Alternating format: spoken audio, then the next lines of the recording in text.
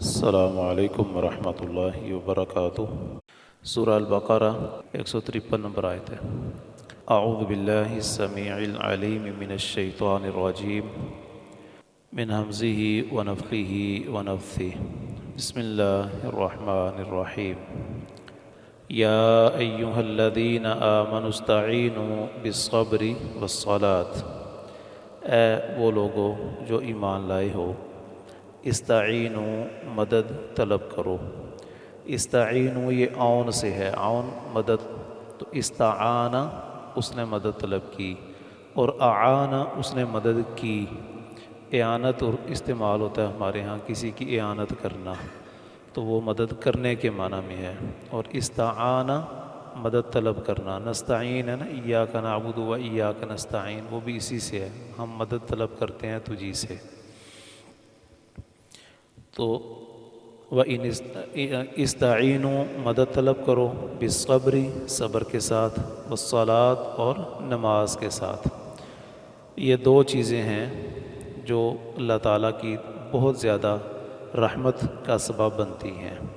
تو ذکر اور شکر کے بعد صبر اور نماز کی تلقین کی گئی ہے، اس لیے کہ کوئی بھی انسان اس کی زندگی کبھی نہ کبھی کہیں نہ کہیں اس کے لیے مشکل وقت آتا ہی ہے، اور اگر انسان اپنے طور پر اس مشکل وقت کو عبور کرنا چاہے تو اس کے لیے کافی مشکل ہوگا، اور وہی اگر نماز اور صبر کو اپنا ذریعہ بنا لے اور اپنا ہتھیار بنا لے تو اللہ تعالیٰ اس کے لیے مدد کے بہت سے راستے کھول دیتے ہیں۔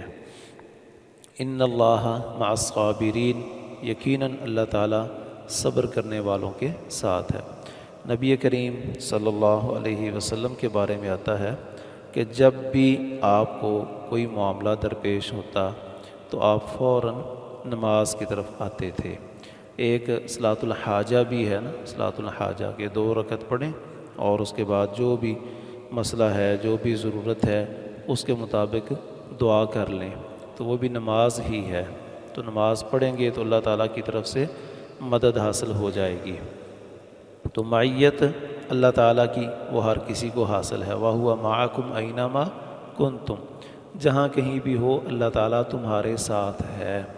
تو یہ تو معیت اس کی ایسی ہے جیسے ہر کسی کے ساتھ ہے اور عام ہے، لیکن ایک معیت ہے خاص، جس طرح کوئی دوست اپنے کسی دوست کو، کوئی بھائی اپنے بھائی کو، کوئی رشتہ دار اپنے کسی رشتہ دار کو کہتا ہے پریشان نہیں ہونا، میں تمہارے ساتھ ہوں، جب بھی کسی چیز کی ضرورت ہو، کوئی مسئلہ ہو تو بلا جھجک آپ میرے ساتھ بات کر سکتے ہیں۔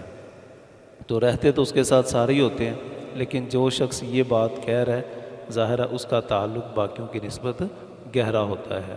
تو اللہ تعالیٰ کی معیت کچھ لوگوں کو خاص طور پر حاصل ہے، ان کے بعض اعمال کی وجہ سے۔ قرآن مجید میں کئی مقامات پر اللہ تعالیٰ نے ان کی معیت کا ذکر کیا ہے، کہیں پر محسنین کا ذکر کیا ہے۔ اللہ تعالیٰ نیکی میں احسان کرنے والوں کے ساتھ ہے، تو یہاں صبر کی بات کی کہ اللہ تعالیٰ صبر کرنے والوں کے ساتھ ہے۔ وَلَا تَقُولُوا، اور مت کہو، لمن، اس شخص کے بارے میں، یقتل، جو قتل کر دیا جائے، فی سبیل اللہ، اللہ کی راہ میں، اموات، کہ وہ مردہ ہیں۔ جو اللہ تعالیٰ کی راہ میں لڑتے ہوئے قتل کر دیے جائیں تو انہیں مردہ نہ کہو۔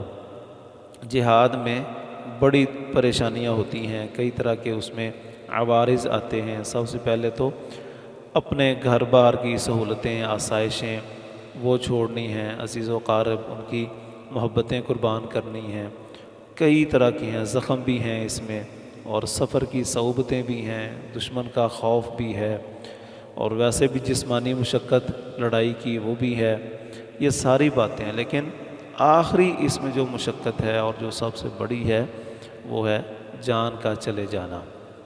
تو اس شخص نے چونکہ اللہ کی خاطر یہ عمل کیا ہے تو اللہ تعالیٰ نے اس کے لیے اعزاز یہ رکھا، اور مسلمانوں میں جہاد کے بارے میں ان کا مرال اور ان کا حوصلہ بلند رکھنے کے لیے کہ ایسے لوگوں کو تم نے مردہ نہیں کہنا، یہ حوصلہ شکنی ہوگی، تم انہیں یہ کہو کہ یہ زندہ ہی ہیں، بل احیاء، بلکہ وہ زندہ ہیں۔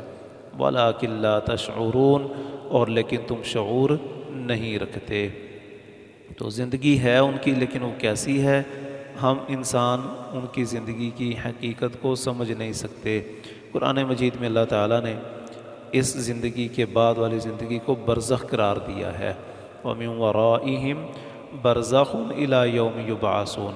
اب وہ جو برزخ کی زندگی ہے وہ ہر کسی کے اس زندگی کے اعمال کے اعتبار سے ہے۔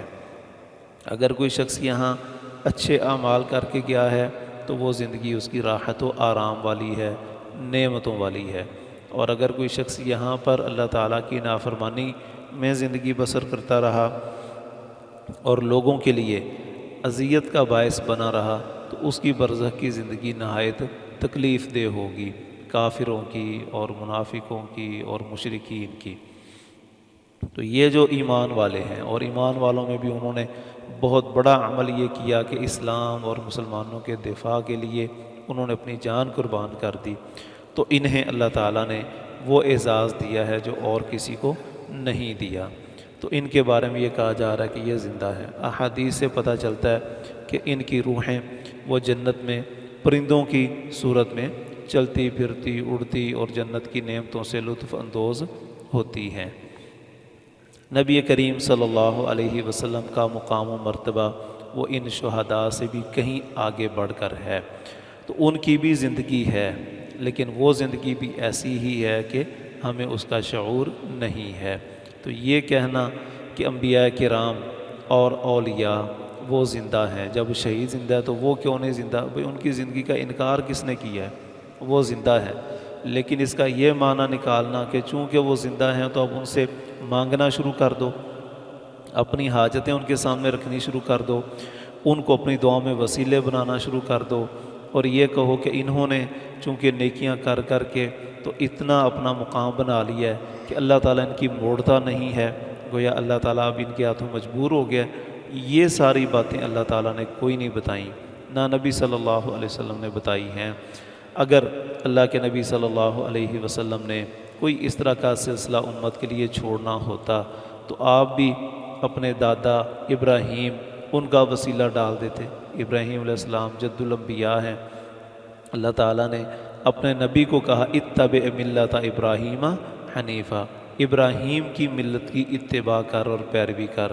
اتنا مقام دیا اللہ تعالیٰ نے کہ درود میں جہاں محمد صلی اللہ علیہ وسلم اور آل محمد کی بات ہے وہاں ابراہیم اور آل ابراہیم کی بات کی اللہ تعالیٰ نے۔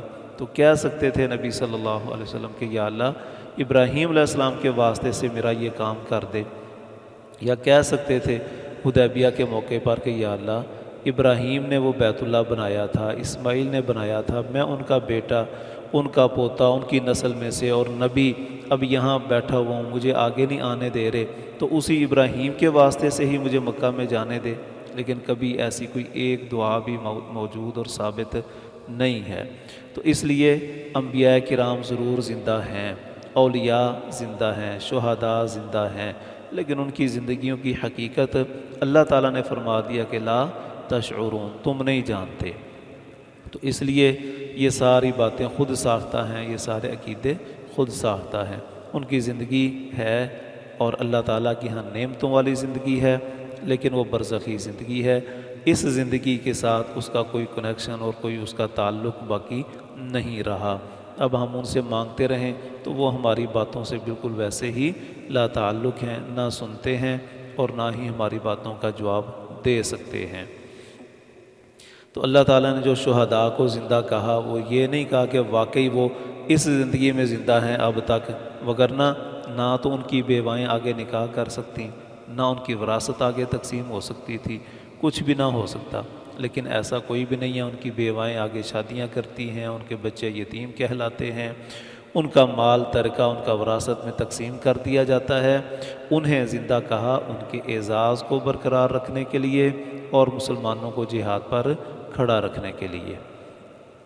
وَلَنَبْلُوَنَّكُمْ بِشَيْءٍ مِّنَ الْخَوْفِ وَالْجُوعِ وَنَقْصٍ مِّنَ الْأَمْوَالِ وَالْأَنفُسِ وَالثَّمَرَاتِ، اور ضرور بالضرور ہم آزمائیں گے تمہیں۔ بلا یا بلو آزمانے کے معنی میں بھی آتا ہے اور انعام کے معنی میں بھی آتا ہے۔ جس طرح صورت انفال میں ہے کہ وفی ذالکم بلاء من ربکم عظیم، اللہ تعالیٰ نے میدان بدر میں تمہاری مدد کی ہے اور تم نے نہیں انہیں قتل کیا، اللہ نے انہیں قتل کیا ہے۔ تو جو ایک مٹھی پھینکی تھی وہ تم نے نہیں پھینکی تھی، اللہ نے پھینکی تھی۔ یہ ساری باتیں کر کے کہا وفی ذالکم بلاء، اس میں بہت بڑا انعام تھا تمہارے رب کی طرف سے۔ تو بلاء انعام کے لیے بھی آتا ہے اور آزمائش کے لیے بھی یہ لفظ آتا ہے۔ تو یہاں آزمائش کے معنی میں کہ ہم ضرور آزمائیں گے تمہیں بشیء من الخوف، کچھ خوف کے ساتھ، والجوع اور کچھ بھوک کے ساتھ، ونقص من الاموال کچھ مالوں کی کمی کے ساتھ، والانفس اور بعض جانوں کی کمی کے ساتھ، ان کا دنیا سے چلے جانا، خواہ شہادت کی صورت میں ہو خواہ ویسے طبعی موت ہو، والثمرات اور پھلوں کی کمی کے ساتھ۔ تو یہ زندگی میں انسان کو کوئی نہ کوئی ان میں سے عارضہ، کوئی نہ کوئی پریشانی وہ آتی ہی رہتی ہے۔ کبھی کوئی فوت ہو گیا پیارا، اس کا دکھ اور تکلیف ہے، کبھی اموال میں کمی ہے، مال و دولت میں، وسعت میں، کہ جو ہم چاہ رہے تھے ویسا نہیں ہو سکا، تنگی اور ترشی آ گئی ہے، حالات مشکل آ گئے ہیں، کبھی کوئی اور طرح کا کوئی مسئلہ بن گیا۔ تو یہ سارے مسائل آتے رہتے ہیں اور یہ آزمائش ہوتی ہے، امتحان ہوتا ہے اللہ تعالیٰ کی طرف سے کہ یہ بندہ صرف خوشی میں ہی ہماری بات مانتا ہے یا غم اور تکلیف اٹھانے کے باوجود بھی ہمارے دروازے پر ہی رہتا ہے۔ اور یہی وہ امتحان ہوتا ہے جس میں بہت سارے لوگ فیل ہو جاتے ہیں۔ جب راحت کے ایام ہوتے ہیں تو چلتے رہتے ہیں، جب تنگی آتی ہے تو وہ اس وقت زیادہ صبر نہیں کر پاتے اور جائیں گے کسی دربار پر چڑھاوا چڑھا دیں گے۔ کوئی بیماری تھوڑی لمبی ہو گئی ہے تو کسی بابے کے پاس چلے جائیں گے، بے دین ملحد جس نے خود کبھی نماز نہیں پڑھی یہ اس کے پاس دم کروانے چلے جاتے ہیں، کبھی کوئی اور مسئلہ، کبھی کسی قبر پر چلے گئے۔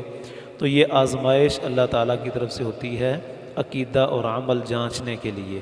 وبشر الصابرین، اور آپ بشارت دے دیں صبر کرنے والوں کو، جو لوگ ان آزمائشوں میں، ان مشکلات میں بھی اللہ تعالیٰ کے عقیدے پر، عقیدہ صالحہ پر، اعمال صالحہ پر کھڑے رہتے ہیں، ان لوگوں کے لیے بشارت ہے۔ اور جو صبر نہیں کر سکے، رونا دھونا شروع کر دیا، واویلا، تقدیر کی شکایتیں اور اللہ تعالیٰ کے بارے میں عجیب و غریب باتیں، جزا فضا، بے صبری، ایسے لوگوں کے لیے بشارت نہیں ہے۔ اللہ تعالیٰ سمجھنے کی، عمل کرنے کی توفیق عطا فرمائے۔